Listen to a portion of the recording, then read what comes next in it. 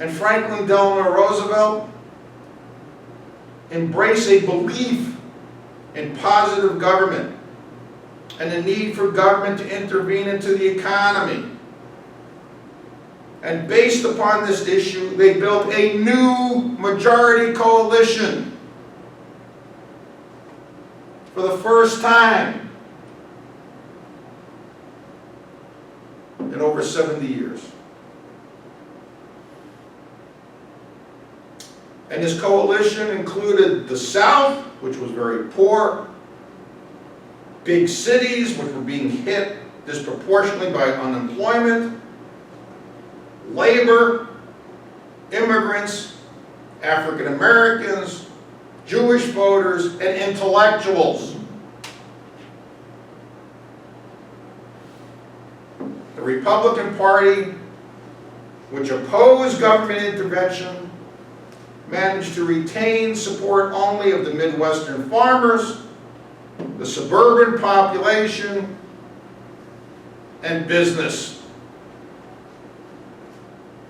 So as a result of this 1932 election, we have Democratic dominance. 40 years of Democratic dominance. So just as an example, from 1932 to 1980, every president that was elected during that era, except for Eisenhower and Nixon, was a Democrat. Congress, both the House and the Senate, dominated by Democrats. And just to give you an example of how significant this dominance was,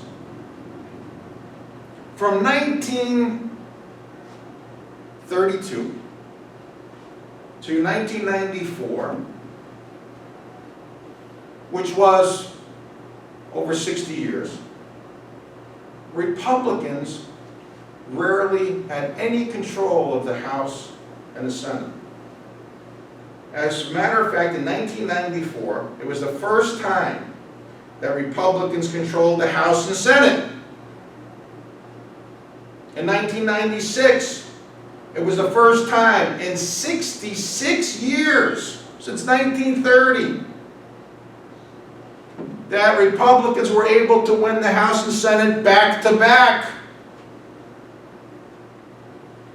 So as you can see, by those types of statistics, this critical election or electoral realignment, the New Deal issue, had a major impact on American politics and a major impact on making the Democratic Party the majority party in the United States. Well, that's our history. And I'm bringing it up until I said about the 1980s. And the question I want to look at next is, where are we now? Where are we now?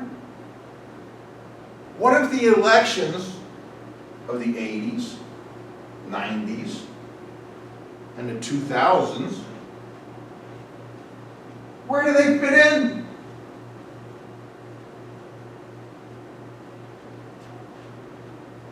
What's the election of Donald Trump mean?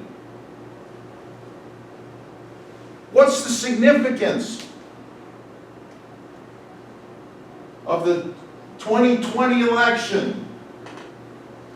So we have a situation where it looks like it's going to be Joe Biden for the Democratic Party and Donald Trump for the Republican Party. What's the significance of that election from this larger context of our history of understanding elections? And in looking at this, political scientists have come up with this third term. I mean, the fourth term. Electoral de-alignment. electoral de-alignment. What the heck is electoral de-alignment? Well, many political scientists, and I agree, believe that when you look at contemporary American politics, we are currently in a period of de-alignment. And what's de-alignment? De-alignment is the general movement away from ardent support for either of the two major parties.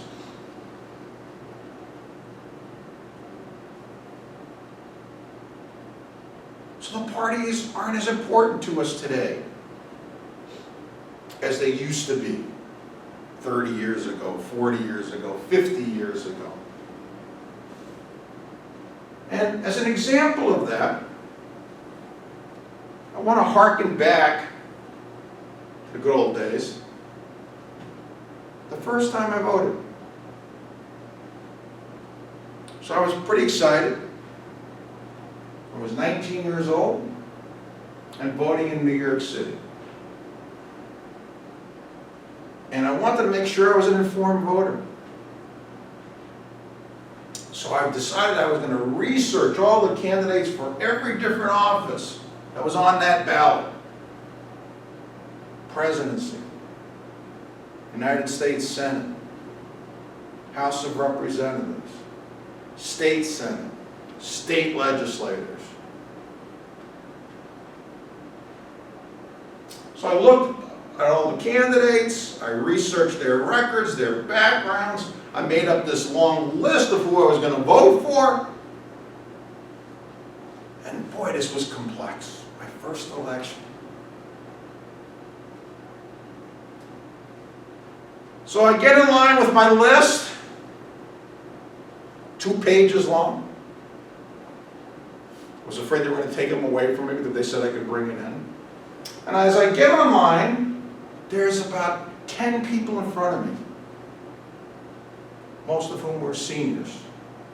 I'm like, oh my God, this is going to take forever. Because they're going to have to go through all their lists and figure out who they're going to vote for. I'm going to be here an hour, maybe more.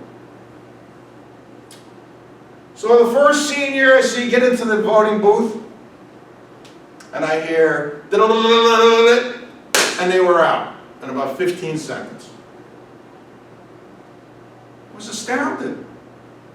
Next senior, same thing, and they were out. Next senior, same thing. I'm like, holy cow, seniors have the fastest hands in the world. And they can read really fast. How the hell did they do that? And finally, I walked into the voting booth and I looked at all these little levers for every different election.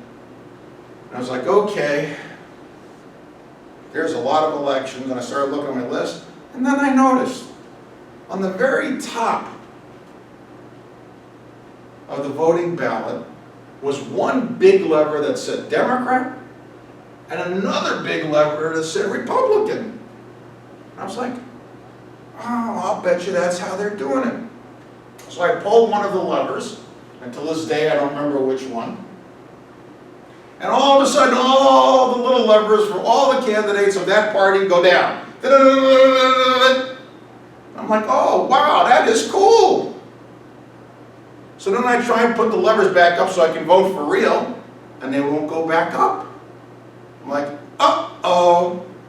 So I go back out to the poll worker, and I told the poll worker what happened. They said, sorry, son, you already voted, and once you vote, you can't undo the vote.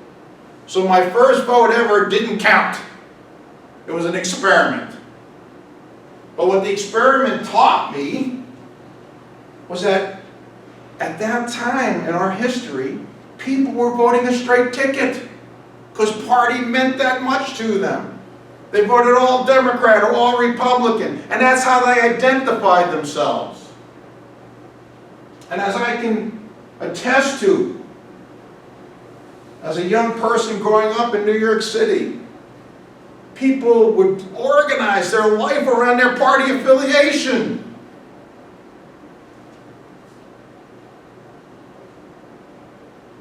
So if you were a Republican, you went to wine and cheese parties with your friends.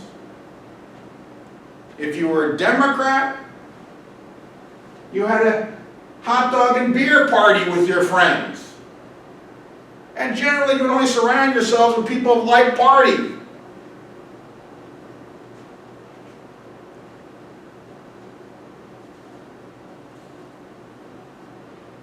And I can remember in my family, I had what seemed like the misfortune of having one set of grandparents that were Democrats and another set of grandparents that were Republicans. So when we would get together on Sundays, it was always a very interesting experience. So my Democratic grandparents would call me over, Jack, come here. I'm like, yeah. And they'd point to my Republican grandparents and they'd say, fascists. I'm like, oh my God. And then my Republican grandparents would call me over and I would hesitantly go over to the fascists. And they say, Jack, you see them? And they point to my Democratic grandparents. I said, yeah, communists. I'm like, oh my God. My family's all screwed up. Fascists and communists. But all that reflected was the fervor with which people identified with the parties. And I'm telling this story to try and give you some sense of how important parties were to people. And to ask you the question, are parties as important to your lives today as they were then? And for those of us who believe in electoral alignment, the answer is no. They're not as important. So, if we are in this period of electoral de-alignment, we have to ask a few questions. I don't know if you want to stop here or